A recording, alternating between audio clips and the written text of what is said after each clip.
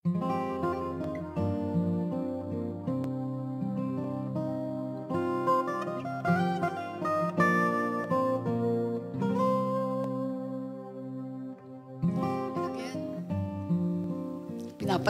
niya yung palaging first siya sa lahat ng bagay. At kung hindi siya first, papalya din ang lahat ng susunod na mangyayari. Natandaan ko po kasi alam niyo po ba ang unang pinakapaborito kong scripture, itong Matthew 6:33. Yung seek ye first. Look at this, tignan niyo po yung gano'ng kapangyarihan tong Word of God. Yan po yung una ko na-memorize eh. Ganda nun, sabi ko, seek ye first the kingdom of God and His righteousness. And then may kasunod doon eh. Grabe yung nakasunod doon eh. Sabi doon, and all, ano sabi? And all these things shall be added unto you. Sabi ko, dami kong problema. Dami kong problema sa pamilya, sa anak, sa negosyo, sa sarili. Dami. Grabe naman tong scripture na to. Sabi lang ng Lord eh. Kapag inuna mo ako at ang kaharian ko, sabi niya, susunod ko sa iyo ang lahat ng pangailangan mo. I'll be honest, that time, natrak ako eh. Doon sa pangako. Kaya nga siya nangako. Hindi masamang ma-attract ka sa pangako. Hindi. Hindi kasalanan yun. Na-attract ako sa pangako. Pero ang maganda, hindi lang ako na-attract, kasi kahit ma-attract ka, kung hindi ka naman naniniwala kay Jesus na gagawin niya yun, hindi mo rin gagawin yung unahin ng kingdom niya. Right? Kasi tinignan ko para makuha ko yung pangako na lahat ng bagay idaragdag niya sa akin. Di sasabihin ko, teka, anong gagawin ko? May pangako eh. Naging wise po ako, hindi lang ako claim ng blessings. Hindi. Tinignan ko, anong gagawin ko para makuha ko yon? Sinabi nga, unahin ang kingdom ng God. At lahat ng kanyang katuwiran, hindi katuwiran po natin. O di yun ang hinabol ko. Up to the point, alam niyo na nangyari. Talaga iniwanan ko lahat. Kaya ako lang sinasabi yon para malaman nyo na itong nagsasalita dito, may buhay na patotoo, buhay na pagsunod. Yan nga aking sister-in-law, si Abel. Alam niya yung ginawa ko, alam niya rin, pinagtatawanan ako that time. Mahabang kalbaryo po ang dinaanan ko. Hindi po ako basta tumayo lang dito. Mahabang kalbaryo. Alam ko ang ibig sabihin ng testing ng Lord kahit sumusunod ka. By the way, yung sinasabi kong mga kalbaryo na dinaanan ko, it's even more than 10 years. Yung initial lang po yun. Initial. More than 10 years, dire-diretso, panay testings. Walang panay testings talaga. Ganun pala po ang nananampalataya sa Panginoon.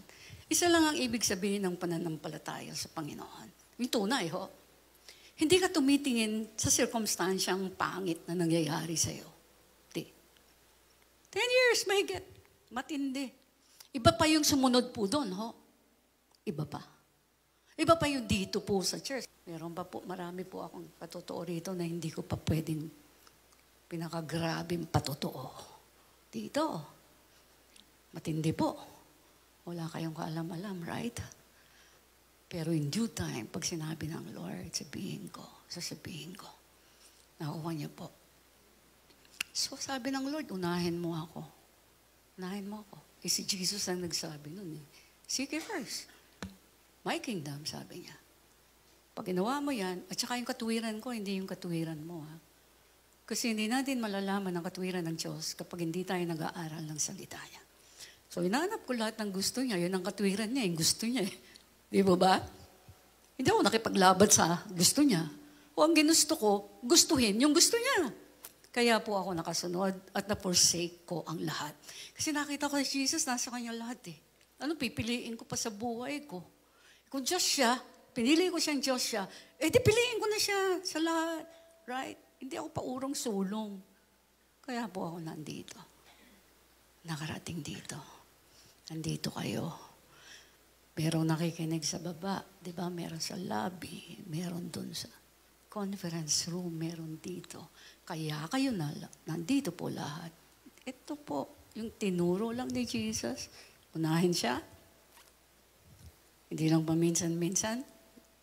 Pero pag sinabi niyang unahin siya, lahat ng pagdidesisyon, lahat ng gagawin, dapat masentro muna ang inyong kaalaman. At magkaroon lamang kayo ng kapanatagan mag-decide kapag alam nyo na hindi nyo masasagi ang number 1 position sa buhay nyo. Walang iba kung hindi ang Panginoong Hesus. Wala na pong iba. Meron po ako sinulat dito sa side, note. Seek ye first His kingdom. And all, pangako ng Lord, right? All will be added to you. All these things, lahat ng pangailangan will be added unto you. Meron lang akong sinulat dito. If not, so kung hindi mo gagawin, susundin ng Lord sa lahat. Una sa lahat siya, hindi mo lalagay na ganon. If not, all will be subtracted to you. Nako nyo? All will be subtracted to you or from you. Babawasan naman ng Lord. Yung dapat ma-add sa'yo. Kasi opposite yung ginawa mo eh. Right? So yung first po, tandaan ninyo, pinapalago, hindi iniiwanan. Example, yung calling po natin. Ako. Look at that. Kaya may church eh. Kaya pag may church, may calling ang mga tao. Kanya-kanya gagawin natin dito sa church. Now, pagka kinol kayo ng Lord, anumang position meron kayo, palalaguin nyo yan. Kapag po, tinawag tayo ng Lord, kahit sa pinakamaliit na gagawin po natin, tagawalis dyan, sa lobby, dito sa church, tagalinis ng whatever. Right? Taga-usher, nag-share ng word, nagba-Bible study o nagdi-discipleship, whatever, dito, especially dito sa music team, nag-a-usher ng presence ng God. Palalaguin natin lahat yan. Inumpisahan ng Lord sa atin. Kahit tagalinis ka lang ng CR. Ako yun, gagalingan ko ano yung kailangan ng CR na to. Diba? Hahanap ako ng problema. Yan ang tinuturo ko sa marami dito. When you are inside the building ng church, linga-linga niyo mata niyo. Manap kayo ng problema. Kasi yung problema na yon, sinasabi ng Lord sa'yo, solusyonan mo yan, gagawa ko ng himala. Hindi tayo pupunta dito na para lang tayong, you know what, alam niyo yan, upo lang, to be entertained. Hindi po. Ganyan po ako noon. Yan ang inumpisahan ko nung baby Christian pa lang ako. I always look for a problem sa church. Parang kailangan ng cover ng silyang mas maganda. Ay, kailangan pinturahan na siguro to. Aba, ako nagrarally. Nako niya po, gumagawa ako ng paraan. Naghanap talaga ako ng problema o na magagawan ko ng solusyon. Di po nakaupo lang dyan. Ang paglago po nasa pagtatanim at pagkilos. Pinaayos ko ng pinaayos yung church. Ang dami pa totoo nitong church na to eh. Nandito pa rin po tayo, inaalagaan ng Panginoon dito. Right? Praise God. Okay, seek ye first. Napakaganda nito. Sabi ko nga, dito ko pinaandar at pinaikot ng pinaikot ang mundo ko. Nilagay ko dito, ang mundo ko. Tuwan-tuwa ako nung napaisip ko. Dito ko pinaikot ang mundo ko. Dito sa Matthew 6:33. Kaya ako lumago ng lumago. Unless mag-iwan ka, iwanan mo yung comfort zone mo na pumipigil sa iyo para ka lumago, di ka lalago. Diyan ka lang. Anong level ang gusto mo? May nakukuha ka naman dyan? Ano man ito? Trabaho. Pag hindi ka umasenso sa ginagawa ng Panginoon, kasi kahit may business tayo, minsan, kahit pigain mo yung utak mo, hindi mo alam what to do eh. para paasensuhin di ba? Galing po ako dyan Alam ko, may talent ako, magaling ako mag-design ng damit. Marami kong alam. Pero pagka wala pala ang Lord baliwala din po. Pag baliwala, ang nakikita mong talent na binigay sa iyo ng Panginoon, ibig sabihin may paggagawa sa iyo ang Panginoon na hindi pa niya sinasabi. So, ang solusyon, dikit ka sa Lord. Alam niyo po, ang Panginoon, kakatuwa lang pag kinausap. Pag tinanong mo siya ng tinanong, Lord, anong gusto mong pagawa sa akin? Lord, anong gusto mong pagawa sa akin? Lord, sagot po siya talaga. Kaya alam, wala nagtatanong masyado ng Lord, anong gusto mong pagawa sa akin? Ang karamihan ng tao, Lord, kailangan ko po ito, patulungan mo po ako ganito, tulungan po ako sa problemang ito. Lord, gusto kong bumili ng bahay, gusto kong bumili ng coach. Puro sa ganun, hindi po makukuha doon ang sagot.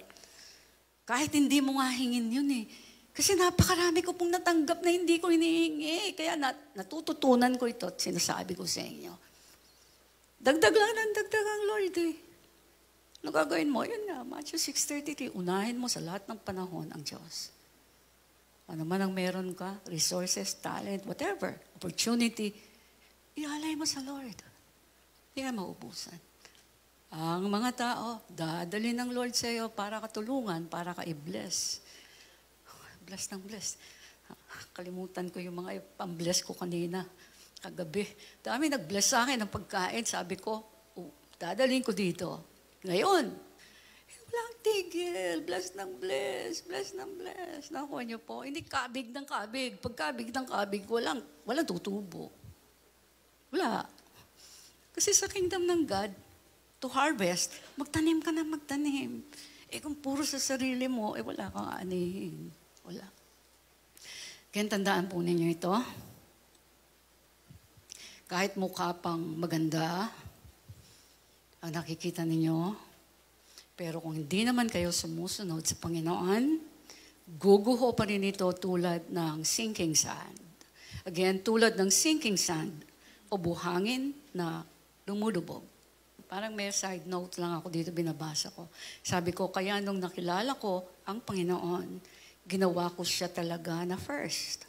Sa lahat, kaya nakayanan ko talikuran at i-abandon lahat. Pero sabi ko nga, nandito po ako. Right? Puno ng patotoo. Nakuha niyo po. Ganyan din po ang gagawin ng Panginoon sa inyo. Isa lang ang pattern na tinuturo ng Panginoon at yan ang tinuturo ko paulit-ulit. Ngayon, nasa pagsunod ng salita ng Diyos, ang pag-asenso ng buhay nating lahat. Wala na po ako nakikitang iba. Alam niyo po ba, sa maraming taon na ako po ay naglilingkod sa Panginoon, marami na akong nakita na mga tao na tumanggap sa Panginoong Jesus. Pero hindi po ipinagpatuloy ang i-build ang relationship sa Kanya. Yan po yung naging problema. Dami naman tumanggap sa Lord. Dami. Kaya lang hindi sila nagpatuloy i-build yung relationship sa tinanggap nilang Diyos. Bakit po? Kasi nga karamihan ng tao, hindi na-establish o hindi siya ginawang first. Most important. Yan po yun Lagi kayong bababa Bababa ng baba. Kahit anong itry nyo sa buhay. Pag hindi si Jesus ang first, hindi niyo matututunan siyang gawing first lahat ng oras. Hindi po. Kasi never nag-accept ang Panginoon kapag sinabi niya, I should be first. And then minsan-minsan niya lang ginagawa yun. Sa dulo noon, meron pa rin makikita kayo na result nung hindi niya paggawa sa kanya ng first. Somewhere, may babagsak na naman, may maguguho. Tapos babangon kayo ulit, iiyak sa Lord, hingi ng tawad. Ang dami nang nawala. Parang nag-aaral. Pa-stop-stop ka, elementary, high school, may stop ka, tapos mag-aaral ka ulit, mag-i-enroll ka ulit, tapos i-stop ka ulit. O di po ba, ang dami nawawala. Ganon din po ang pagsunod sa Panginoon. Okay. Tulad na sinabi ko kanina, Sa marami pong taon na ako'y naglilingkod sa Panginoon, marami na po akong nakita ng mga tao na tumanggap nga sa Panginoong Jesus, pero hindi pinagpatuloy ang i-build ang relationship sa Kanya. Bakit po? Kasi nga, hindi siya ginawang first, most important.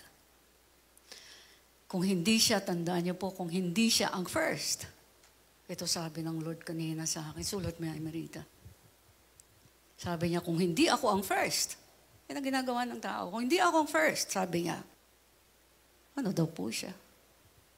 Kayo makakasagot niyan. Kung hindi siya ang first sa life ninyo, hindi niyo ginagawa siyang first palagi, in everything. Sinong first sa life niyo? Sabi ng Lord, hindi ako yan. Kaya nga sabi niya, ako yung firm foundation eh. Ako yung solid rock. Paano kayo tatayo? Ang buhay ng tao laging may bagyo. Hindi naman nawawala. Right? Paano kayo tatayo? Sabi ng Lord. Nakukuha niya po ang mensahe ng Panginoon. Yan po, parang patuloy niya sinasabi yan. Sige, paalala mo lang sa kanya ng paalala. Kang huminto. So, kaya kahit nga mahaba ng taon na lumipas po, parang wala po kayo o tayong makikitang pagtaas ng pagtaas na nabibuild sa kingdom ng God. Ganon din sa buhay natin. Sabi nga niya meron ng pundasyon, pero hindi nagdadagdag ng konkreto na binild ng pataas. Napakaganda nito, makinig po kayo mabuti. Ito po yung pinakita niyo sa akin habang ginagawa ko po itong mensahe. Sabi niya, parang isang tao na nag-uumpisa naman ng tamang foundation o pundasyon, ang Panginoong Jesus. Pero, hindi na nag-build pataas na tulad ng mataas na building. Nag-stop lang. Tanggapin mo si Jesus as Lord and Savior. O tatanggapin naman niya sa bibig niya. Pero ang sabi ng Panginoon, yun lang. Hindi natin in church, yun lang. Yung iba, magdi-discipleship nga, yun lang. Tapos yung lahat ng mga kapitbahay natin nakakilala sa atin, sasabihin niya, ba Kristiyano? Tinan mo sila. Tinan mo buhay niyan. Nakakaya. Pero meron po talagang time ng pagsubok ko, dadaan ka talaga, mukha ka talagang kawawa, mukhang warak ang buhay mo, pagtatawanan ka. Pero for a season lamang po yun. Ngayon, yung harvest sa buhay ko, kitang-kita ko po, kitang-kita ng anak ko, si Janice, si Jai. Ganun po pala yung life. Nakuha niyo po. Merong harvest time. Ang oras o period ng pagtatanim, hindi siya madali. Kasi after mo itanim, alagaan mo pa yun, hindi mo pa alam, babagyohin pa yung tanim mo. Ang daming dadaanan, right? Pero yung bagyo, hawak ng Lord. Kaya kung nakatindig ka, kasama mo ang Lord, kahit bumagyo pa ng bumagyo, hindi ka babagsak. Right? Hindi ka babagsak. Nakuha niyo po? Bagos, may tubo ka pa. Kasi pag hindi ka bumagsak, itataas ka pa niya ng itataas ngayon. Another level, sabi ng Lord, di ka bumagsak eh. Halika, may tuturo pa ako sa iyo. Ito gawin mo. And then malakas ka. Kasi niyog-yog ka na ng bagyo, nanatili kang na sa Panginoon, palalakasin ka niya. Nakuha niyo po. So, tandaan niyo po. Ulitin ko po ito, parang isang tao na nag-umpisa naman ng tamang foundation, ang Panginoong Jesus. Pero, yan ang problema. Hindi na nag-build pataas na tulad ng mataas na building. Well, anuman po ang foundation na hindi mo tinayuan ng building pataas, wala kang mapapakinabangan dito na sulit sa foundation na nandyan na. Parang, dyan si Jesus tinanggap mo na Kaya lang, wala ka nang ginawa. Well, ganyan din po kung tinanggap lang natin ang Panginoong Jesus sa bibig. Pagkatapos, hindi na tayo nag-build pa ng relasyon sa Kanya. Napataas, ng pataas ang level. Kasi yung relationship po sa Panginoon, tumataas pala. Hindi siya nananatiling ganon. Yung nangyayari po sa buhay ng taong pagtaas, yung mga Kristiyanong tumataas na ganon, yung kanyang relationship din po sa Panginoon, binibuild niyang pataas ng pataas. So parang building pataas ng pataas. Ang dinadagdag ng mga floors, ganyan po yung tumataas sa building, di ba? Pataas ng pataas ang dinadagdag ng mga floors o dinadagdag na na-accomplish para sa kingdom of God. Yan ang number 1 target po ng tunay na umiibig sa Panginoon. Ano gusto niyang gawin ko sa kingdom niya? Yan, pinakamatalino po kayo niyan. Pag yan ang tinignan niyo agad. Pag accept kay Jesus, pag sinabi niyo, Lord, ano po yung gusto mong gawin ko? Tapos everyday yan, hindi na yan nawawala. Hiningan na po natin yan. Lord, ano pa? Pagkatapos nito, ano pa, Lord? Na kayo naiinip pag hindi lumalago po ang ginagawa niyo. Yan po yung may Kristo na tunay sa buhay. Nainip kayo. Hindi kayo payag na ganyan lang ng ganyan na ginagawa ninyo. Nandiyan naman kayo sa church. Pero yan lang. Hindi. I-challenge nyo. Ganun pala ang Lord. Kasi yung marami nakikita ko po sa buhay ko ngayon. Inamin ko kung hindi ako nag-serve sa Lord, wala pala. Wala ito talaga. Maski dito, wala ako. Kita ko wala naman akong ginawang iba. Hindi ako matalino talaga para masenso yung buhay. Di kawawa ako kung hindi ako nakakilala sa Panginoon. Hanggang doon lang ako. Kasi ang level pala ng utak ng tao, yung giftings ng Panginoon, iba-iba yung level. Diba? Kaya may mga matatalino, grabe ang ginagawa, nakaka-imbento ng eroplano, barkong malalaki. Lahat, nakakatayo ng matataas na building. Right? Iba-iba. Pero ang maganda, pinakamaganda sa lahat, may relasyon ka sa Panginoon. Yung wala kang alam gawin, pero nakatuto ka sa Kanya, Lord, mahal kita, gusto ko ma-reach yung mga tao ng gospel mo, ng word mo, anong gagawin ko? That's the key, number 1. Wala kayong magawa. Ganyan lang ang buhay niyo. Hindi na yung tataas. Kung wala si Kristo, tumaas man yan, babagsak din. Kung wala si Kristo. Siya yung foundation Wala tayong pagpipilian. Nakuha niya po. So, hindi lang nananatili. Ito, gusto ko ulitin ulit. Parang building na pataas ng pataas, ang dinadagdag ng mga floors o dinadagdag na na-accomplish para sa kingdom niya. Yan po yung lumalago sa Panginoon. Hindi lang nananatili sa pundasyon lamang. Kaya maraming Kristiyano tinanggap si Jesus tapos. O hindi nananatili sa pundasyon lang. Nakatayo lang sa pundasyon pero walang konkreto na nabibuild pataas. Ganda po nito. You can see yourself here. Asan ba kayo dito? Kayo ba yung si Jesus ang firm foundation, nakatayo na kayo. Siya na yung tinatayuan mo. Pero ang buhay mo, tumataas ng tumataas ang nagagawa mo. Why? Ang foundation mo nga si Jesus Nakuha niyo po. Yan ang natural na nangyayari po kapag ang isang Kristiyano na nagsabing Kristiyano siya, tinanggap niya si Jesus as Lord and Savior, ito ang automatic na mangyayari. Ang nagagawa mo, pataas ng pataas. Kaya ito yung pinakita ng Lord. Magiging konkreto ang mga ginagawa mo. Ang sabi niya, walang konkreto na building na masisilungan o mapapakinabangan pa sa maraming paraan kung ang tao po ay i-stop sa pagtanggap lang kay Kristo pero wala namang dinadagdag, ginagawa na firm, na matutungtungan, mapupuntahan, mapapahingahan ng mga taong na win sa Kanya. Nakuha niyo po. Sabi nga Pwede kang maglakad ng maglakad sa ibabaw ng isang pundasyon.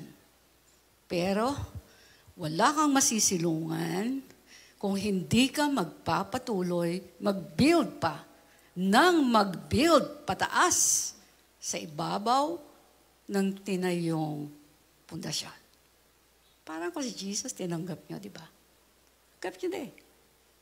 Ang tindi nun, pag si Jesus, napaka-powerful po nung tinanggap natin si Jesus.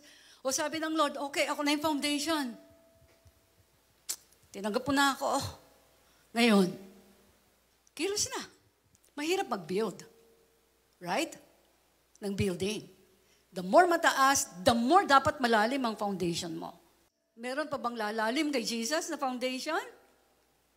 So, ibig sabihin, kung walang mas lalalim pa kay Jesus, at mas matatag pa kay Jesus, kung wala, anong ginagawa natin? Binigay na sa atin yung pinakamatatag, pinakamalalim. Hindi ba shake? Right? The foundation. Gagawin lang natin kung nakatuntong na tayo kay Jesus, tinanggap na natin si Jesus, magbibuild pa tayo, pataas. Ng pataas. Ng pataas. Right?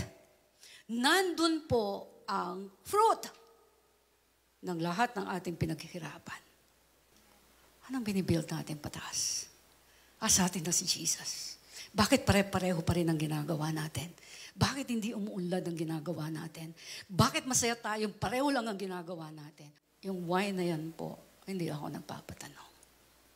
Even mga workers, lahat ng workers dito, sabi ng Lord, ang daming hindi natatap, naabot, na great na gagawin ko pa sa bawat isang Kristiyano na nagpataas ng gagawin sa Kanya. Daming hindi natatouch. Yun pala yun. Kaya may pag-asa po ang lahat. Wala kayong belief sa sarili niyo. May pag-asa. Lalo sa mga kabataan. Mas great ang gagawin ninyo kasi may pangako ang Lord. Sa huling araw, ibubuhos niya ang Espiritu niya. At sinabi ng Lord, sa mga kabataan, pupuspusin ang kanyang Espiritu. Dami niyong gagawin. Sobra, nararamdaman ko po ang pag-ibig ng Panginoon. Makinig po kayo mabuti, patapos na po ako. Pinakita po ito ng Panginoon, sinulat ko lang ng sinulat, sarili kong word. Pinakita niyo po na sa mundo nating tinitirhan. Sabi niya, walang bansa, ang walang tinatayong building na pataas, ng pataas. Right? And the more pataas ang tinatayo,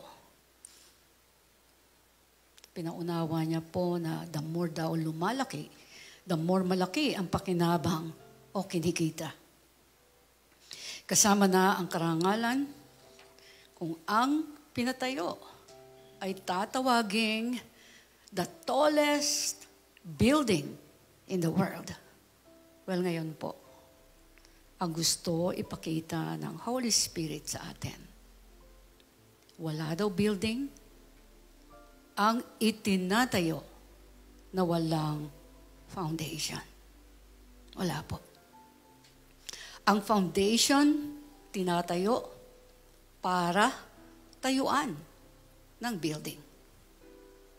Right?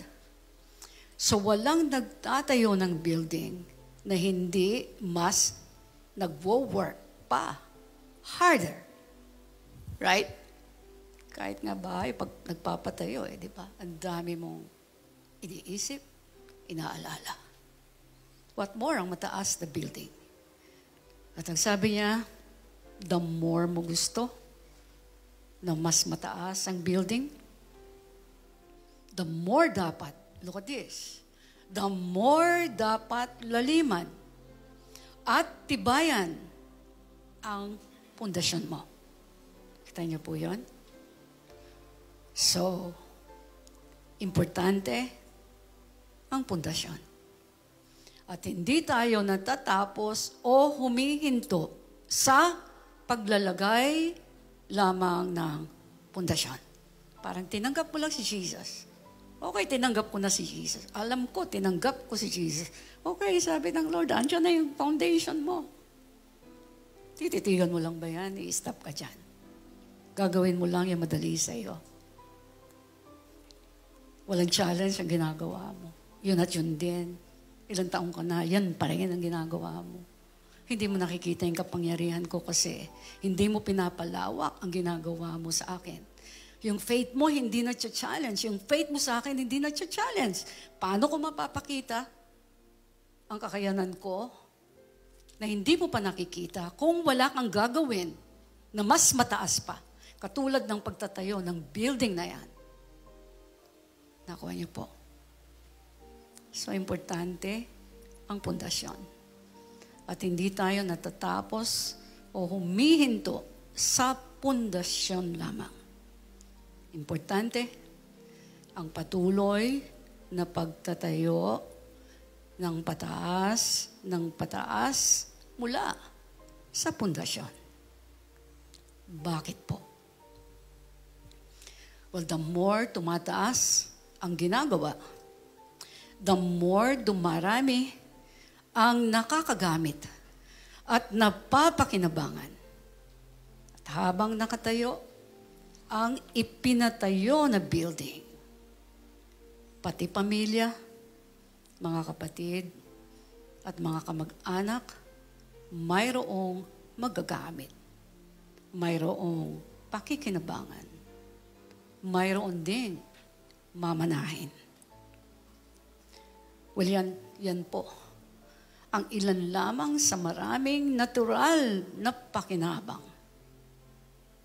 Lalo na po, yan ang ina-emphasize ng Panginoon lalo na kung ang pinaka-pundasyon ng lahat ng ating gagawin at itatayo ay ang mismong Panginoong Jesus na hindi nayayanig at hindi nagbabago anuman ang mangyari sa mundo. 1 Corinthians 3:11 says, "For no other foundation can anyone lay than that which is laid, which is Jesus Christ." At ang sabi po sa Psalm 62, verses 6 to 8. Pakinggan niyo pong mabuti. Huwag lang yung parang narinig niyo. Damahin niyo po yung sinasabi rito. Sabi rito, truly, He is my rock. Si Jesus po yan. And my salvation. He is my fortress. I will not be shaken. My salvation and my honor depend on God. He is my mighty rock, my refuge. Verse 8, trust in Him at all times. You people, pour out your hearts to Him, for God is our refuge. In Tagalog, Psalm 62, verses 6 to 8. Siya lang, meaning Jesus, ang aking batong kanlungan at kaligtasan. Siya ang aking tanggulan, kaya ligtas ako sa kapahamakan. Nasa Diyos ang aking kaligtasan at karangalan. Siya ang matibay kong batong kanlungan. Siya ang nag-iingat sa akin. Kayong mga mamamayan ng Diyos, magtiwala kayo sa Kanya. Sa lahat, tingnan niyo po yun, sa lahat ng oras. Sabihin sa Kanya ang lahat ng inyong suliranin. Dahil siya ang nag-iingat sa atin. Ganyan po ang pinadala ng Panginoon na mensahe sa inyong lahat na Kanyang minamahal.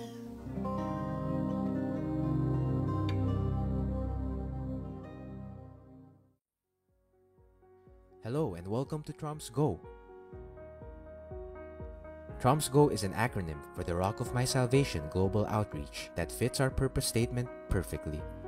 To go into all the world and preach the good news to everyone. Matthew 28:19. Therefore, go and make disciples of all the nations. Founded by Pastora Emerita Barqueros in 2001, the Rock of My Salvation is the media ministry of the Church of Jesus the Sovereign Lord. You also may have heard of Troms in our weekly radio program, DWIZ 882 kHz. We have always desired for more radio airtime and audience reach beyond the Philippines to preach the good news. Today, through Troms Go, we practically have unlimited airtime and a global platform that can reach into all the world.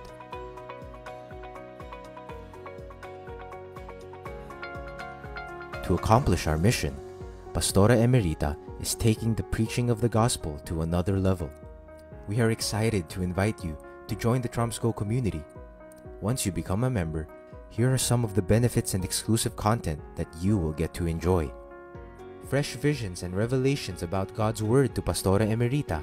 Receive your Now Word and make room for the life-changing presence of the Holy Spirit.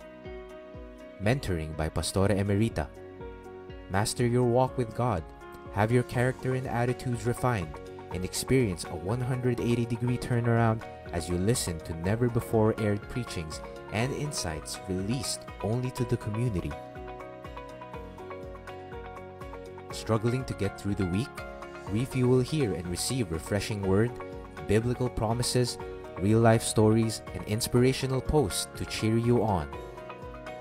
Get an inside look as Pastora Emerita takes you behind the scenes of the making of her messages, her own lifestyle of worship, her journey as a pastor and a mom, and learn her secrets that led her to true success in life. Engage with the Troms family as we share personal insights to Pastora Emerita's messages, host online discussions, Q&A, and create opportunities for you to serve and help build God's kingdom together. If you want to break free from problematic patterns and cycles of life and desire true and lasting change to become who God designed you to be, we welcome you to the Troms Go community.